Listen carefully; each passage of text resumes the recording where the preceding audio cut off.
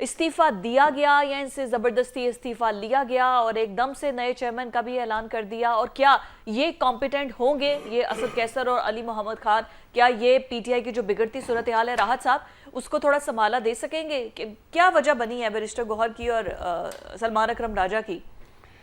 देखिए जी, अभी तो इस्तीफे आए हैं और नई नामजदगियां नहीं हुई जो मेरी इत्तला है।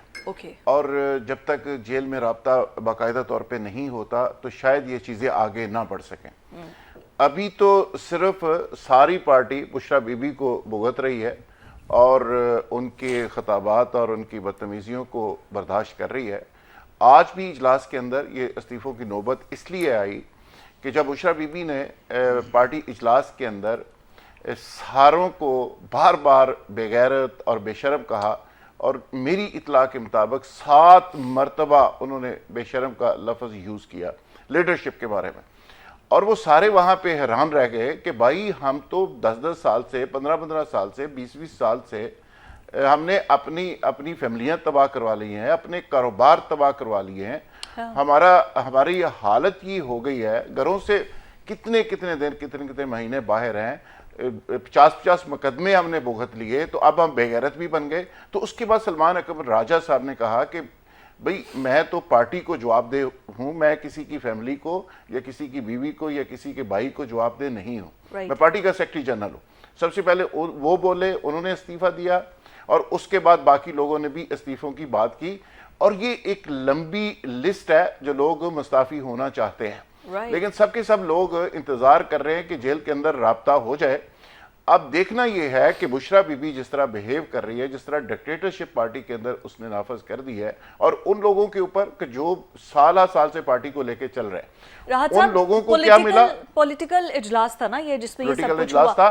तो उसमें बुशरा बीबी कर क्या रही थी? बुशरा बीबी बुलाया गया था? बुशरा बीबी का तो और भी बहुत सारी जगह पे बहुत सारे सवाल हैं कि वो क्या करती रही। बुशरा बीबी से आज तक लोग पूछ रहे हैं कि इमरान खान तो अच्छा भला फौज के साथ उसका रिलेशन था, वो तो एक चिल किस्म का शख्स था, वो ना मारदड़ वाला शख्स था, ना कत्लो गारत वाला शख्स था, वो एक कप्तान था, एक हीरो था, और ना वो घड़ी चोर था, ना वो इस तरह के काम करता था। सवाल ये सारा कुछ किसने किया?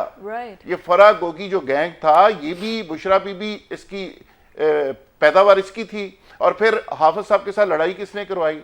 हाफिज साहब जब DGISI थे तो उन्होंने तो बड़ी पोलाइटली जाके अपनी ड्यूटी पूरी की और कहा कि ये डीलिंग हो रही है, ये वॉइस नोट है, ये सबूत है। तो इमरान खान साहब को मुहतरमा ने इतना चौके जाल के अंदर फंसाया हुआ था, एक ऑक्सफोर्ड का पढ़ा हुआ शख्स, उसको इस तरह के ये हवाएं चल रही हैं, ये जिन आ गए हैं, ये मोक्कल आ गए हैं। रात को जनरल फैज साहब ने एक बंदा रखा हुआ था, रहमतुल्लाह साहब, एक पीर बनाए हुए थे, उनको इन्फॉर्मेशन देते थे, वो इनको देते थे, ये इमरान खान को देती थी, और इमरान खान साहब इनके फरेफ्ता हुए थे। तो उस चक्कर के अंदर वो शख्स इतना फंस गया कि वो इस मोहतरमा के करप्शन छुपाते छुपाते उस वक्त के जो DGISI को तब्दील करवाने पहुंच गए, और आज तक फौज के साथ ताल्लुकात खराब है। तो इसकी जिम्मेदार भी मोहतरमा। अब कहते जी D चौक जाने का फैसला पार्टी का नहीं था, मोहतरमा चली गई। सऊदी अरब के खिलाफ जो कुछ उन्होंने किया वो आपके सामने है। सवाल ये है कि अब मोहतरमा चाह रही है कि सारे पार्टी के लोग भाग जाए, गलियां हो जाए सुनियां के विच अकेले ही मोहतरमा ही रह जाए। अब मोहतरमा साहबा की एक बहन है जो बाहर से इंटरव्यू दे रही है, वो ये कहती हैं कि मोहतरमा तो वहां से किसी सूरत में D चौक से जाना ही नहीं चाहती थी, वो गाड़ी से कूदना चाहती थी। वो कहती थी कि मुझे यहाँ पे गोली लग जाए, मैं शहीद होना चाहती हूँ। लेकिन फिर पता नहीं वो KPK कैसे पहुंच गई।